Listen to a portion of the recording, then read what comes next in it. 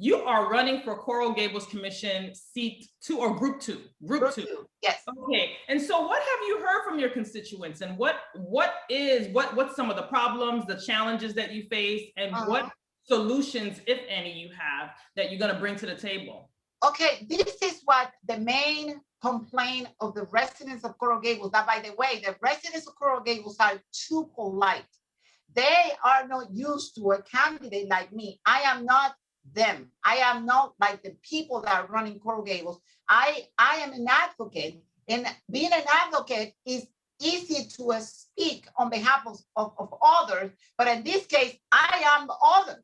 I am that person also trying to defend their territory. From who, you will say? Well, from those leaders that we elected, and we think that they have our backs, so they are taking care of our interests. But when you see that our interests have nothing to do with what those leaders are there to do, then you start opening your eyes and say, wait a minute. So what happened in Coral Gables right now, Coral Gables is going through a phase in which there has come the time when the vultures, I call it vultures, those developers are looking at Coral Gables like the next cake that they are gonna go and bake. But to bake that cake, they need to have somebody in the inside that's gonna convince the residents of Coral Gables that is going to happen, and that's the best for them. If the residents of Coral Gables don't want to vouch, if they don't want to believe that is good for them, so the developers are making sure that the people inside are going to listen to them, not to the residents. And that happened in every community. That happened even in the simplest homeowners association building, in which you start getting frustrated because you don't understand why the people that are there to represent you look like they are not. And it's not a matter of perception. It's a matter of, you can see it black and white. You can see when they tell you, oh, no. We're just going to change the title, but nothing else is going to change. And 2 years later, they're going to totally destroy and put there a big, massive building. And they say, wait a second, but when did it happen? Oh, well, we're going to let you speak now. Let me speak. Well, they're going to let the residents of Coral Gables, the people who pay the taxes, that we have to pay the taxes, pandemic or no pandemic. We have to bring that money so they don't have any problem getting the money and getting their agenda pushed through, but it's not our agenda. Then what happened? If you have people who are just expressing, well, because I don't think you should do that because that's going to be in detriment of the families and the elderly in Coral Gables. And they are not obeying. Listening is one thing. But if we are the bosses, the commissioner have to listen and obey, follow our desires, the residents' desires, because residents have to come first, not the developers, not the people that have the big money. Just think about it. My campaign has no money. The only money in my campaign is the money that I put in my campaign. And you will start thinking, but why, if this position only pays, let's say, a percentage, $30,000 maybe a year, you know that why would you spend $500,000 to take a position that only pays $30,000? So at that point, you see where the money is coming from. If the money is coming from everywhere, then you're going to start thinking, is this person going to be able to be neutrally representing me, my interest? What is it? Why we have big developers throwing money at candidates for this position? What is happening here? They have their eye. If you drive to Coral Gables, my house is from the 50s. There are a bunch of homes in Coral Gables. Coral Gables is an old neighborhood.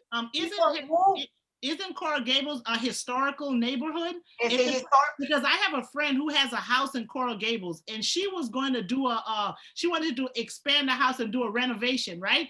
She goes to get the permit, and they said, well, you could change the back but the front of the house have to stay the same. She had one little thing in the front. They was like, you cannot disturb it because it's a historical. Exactly. Part of it is historical, so you can't change. So how some the houses, developers can come in and build in a historical neighborhood? Well, that's the thing. If you drive to Coral Gables and you say, oh, what is this massive building here? They're doing here. And they have massive buildings here and over there. And they're popping up like if there were chickens out of a chicken hood. They want to convince everybody that the Miracle Mile, which is known for the little quaint stores, the bridal shop. You go there, you have your little coffee and whatever. You don't find Louis Vuitton and the Big Gap or whatever. You don't need to find that there because that's why we have Merrick Place, yes. Yeah, so Merrick Place. So these people have been, and I say these people because I don't even know who it is. It is something like that. We have a group of developers and commissioners who got together back in April 2018, and they decide how they're going to distribute that cake called Coral Gables. Now, the residents of Coral Gables all of a sudden find out that this is happening, and they gave us from October of last year to now to see what we think about it. Think about it. That's it. If to hear us speak, nothing else. Know that they are going to not know that our conversation is going to change anything, but they pretend to follow like a little protocol, like letting them speak. And not only that, yesterday was the day that the commissioners all together, I don't apologize for any of them, because you see when the residents go to speak and the commissioner, they all thank him. Thank you for letting me speak. I go, whoa. Thank who? You guys work for us. Because the problem is that since the people of Coral Gables are so polite, the commissioners, the vice mayor and the mayor, all of them together, they believe that they are the lords. They believe that they have to be treated like that. And I say, no, we have a problem here. And they think that they can do with the Coral Gables land whatever they want. And they have shown that. So yesterday, there was the day when they were going to put the seal on selling Miracle Miles. Selling, that's the word. The whole Miracle Mile? To the developers, to whatever they want. 17-story, 12-story tall. The only thing that stopped it, well, they keep saying that we're going to have in the future, Coral Gables have to move like the future moves, because we're going to have flying cars. So we don't going to need to park because our cars are going to go and park themselves. Some nonsense like that for the city of Coral Gables, one of the oldest cities in South Florida. So they keep saying, well, we did that in South Miami. Oh, well, we did that in Coconut Grove. And they don't listen to the residents saying, we don't care what was done in other places. We don't want Brickell in Coral Gables, because if we wanted Brickell in Coral Gables, we wouldn't move to Brickell. That's what it is. And paying all these taxes is not for them to now tweak and change depending on how much money is in the coffer. And is how much money is in the coffer. Because you have seen families who want to build a monkey bar in the backyard, and they have like the hell to pay. But if somebody wants to build a McMansion, and you see those mansions there, and you say, well, this thing doesn't belong to this neighborhood. Even if it's Coral Gables, it doesn't belong. It's too modern, too big, too whatever. But somehow they get the permit. Somehow they get the permit. At one point, I wanted to do and let me tell you, I'm very congenial. I'm very happy-go-lucky until somebody's trying to pull a fast one. I try to prepare or to organize a potluck, neighborhood potluck in my street, Geronimo, San Esteban, some of the streets there, right? Because our neighbors, last time we saw them is when we walk our dog, or maybe during Katrina, that everybody was outside. But I said, I don't want to let that happen, let's have, and the kids are growing already, so let's have this potluck. Oh my God, you wouldn't believe all the hoop I have to jump just to have that. I have to go to get a commission. I get a meeting with everybody, and they go like, well, you're gonna have music. Oh, you're gonna need a permit for that. Oh, you're gonna have tables. Oh, you're gonna need a permit if you're gonna put one of the legs of the tables on the street. So they're giving me that hard time. And president of Coral Gables. And I said, but wait a second, these people are working for us, but against us. At one point, I did an egg hunt in Ponce Park, an egg hunt. I was running for Congress at the time. But for me, having a party doesn't mean that I'm gonna use that to pitch my congressional bid. I can do parties everywhere. I do karaoke, I do happy hour. And if I wanna do a congressional party, I will say that too. Yes. They go, are you sure? Are you sure this is not political? Hell no, I will tell you. Oh, well, it happens that they send in Coral Gables police. I thought it was to make sure we are safe, that I had to pay. No, it's to make sure I don't get out of line. At that point, I say, so wait, let me get this straight. So we, the residents of Coral Gables, are the enemy here? Is that what it is? So it got to the point that yesterday they were gonna seal the deal in which they were gonna vote. And let me tell you, there is a new administration coming in April. Want them or not, there is a new administration. So what is the rush to push it now? Because they're afraid the new administration will not be as flexible and eager to please the developers. That's what we are thinking, and they have to put it now.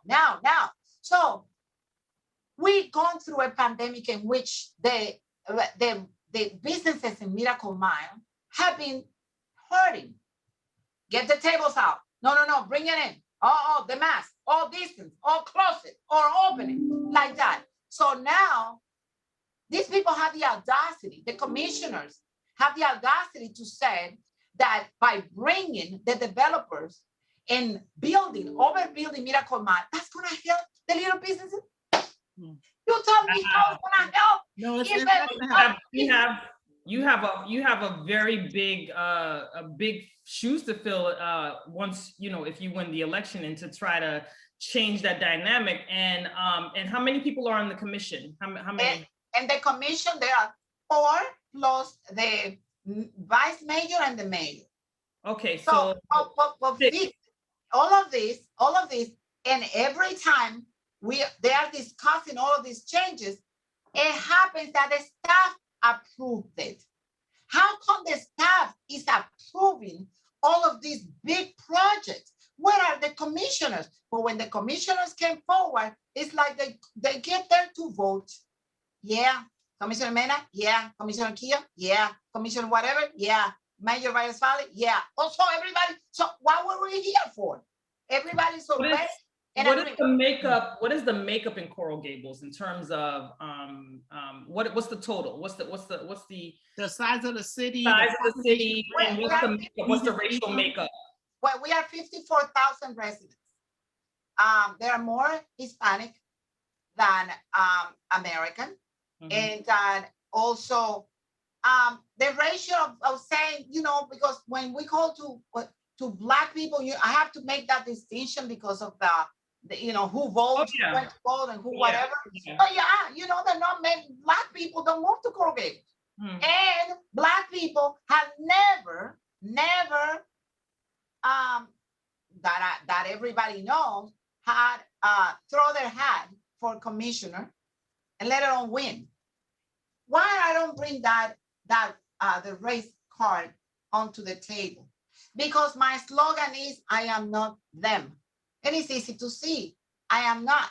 And the reason I don't say, well, because I am the only, there are candidates that they go with the slogan, I am a single mom.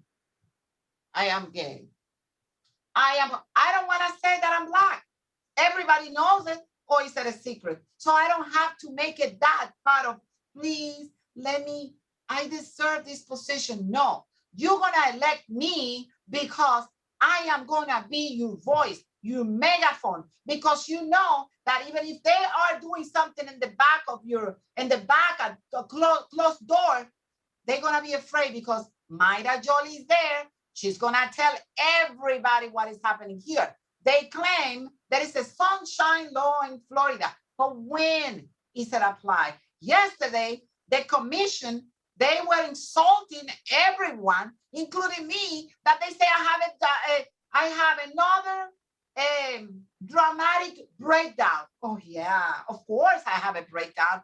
The mayor sent me to check my blood pressure. Listen to that. Check my blood pressure when I'm the poster child of health. I have been working the whole time, pandemic or no pandemic, and as God is my witness, I haven't gotten sick, nothing, anything. So your race is contentious. It sounds like it's very contentious. It will now. If the mayor is asking you to take your blood pressure. So let me. Nani, she started and said that the people in Coral Gables were a little too polite, right? No matter what the people are doing, they don't complain. And so now she's here to tell it all, right? There goes the neighborhood. There goes the neighborhood. There was a protest, peaceful protest yesterday in front of the Coral Gables courthouse. None of them came out. Not even perch on the balcony. Nothing. Like we didn't exist. They didn't recognize that we were there expressing our views.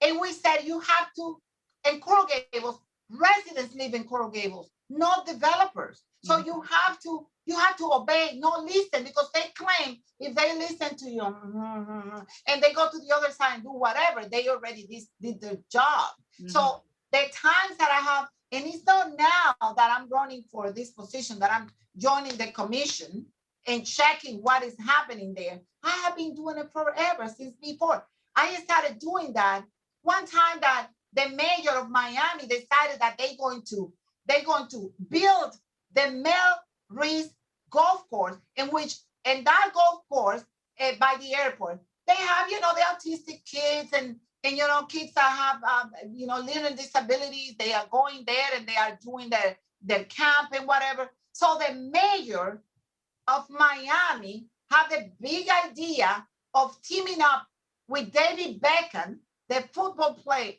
whatever soccer he plays, player, soccer player, to come and develop that area. And they said they're gonna put there a soccer field. The soccer field is this big, and then the rest is massive hotels, luxury apartments. But that's a done deal, though. Isn't that a done deal? No, not in the Gables. They're trying to do that near the Miami Herald building by the bridge. So that's one, and they're still dealing with that. So I have a couple of questions. I have a couple of questions in the chat. I'm gonna let you ask your question, but so development is definitely one of the big issues in Coral Gables. Is there anything else that the residents are concerned about in Coral Gables besides the developers? Because a lot of the cities are having those problems. Because there's some cities, as far as the residents are concerned, there's nowhere else to build. You have to build up, and when you build up, you're creating too much density for the neighborhood, which affects traffic and all different types of problems. So most of Broward is the same issue too. Well, you see how you say, Sandra, they brought in an expert. They paid $250,000 to some big name attorneys, and they brought an expert saying that the solution to our traffic problem is density. We have to put more people one on top of the other. That would be the way to resolve the traffic problem, because they figure if you put everybody one on top of the other, they're gonna stay in the building. They're gonna go downstairs and they're gonna go upstairs. Everybody in the house has a car. So everybody in the house have a car. So it's not. And we have septic tanks in Coral Gables. We don't have city sewer. So where all these people are gonna do their necessities, where everything is gonna go. So what they're gonna put in all these little stucco boxes, but they don't tell you more than that.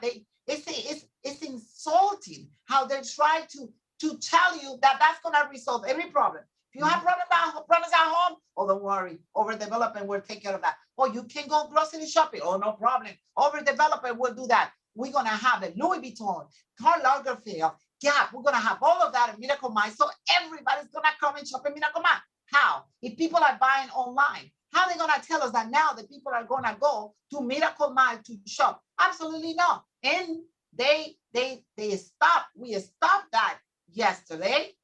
For now, they table it. Maybe they thought this is too hot now. Let's just put it in the drawer and bring it back in March. Yeah, but they approve another section. It's like you taking care of this one, but the other one is burning. They approve the craft section. But also you say, what other problems we have in Coral Gables? Well, we have little problems too. People are walking their dog, and if they curb after the dog, they take the little bag and they throw it in people's yards. Yeah, we have a poop problem. Oh, wow. Yeah, that's everywhere. Developers are allowed to build up. You guys are gonna have a bigger poop problem. No, they just throw it over the balcony. We have a commissioner getting it in the back. Awful.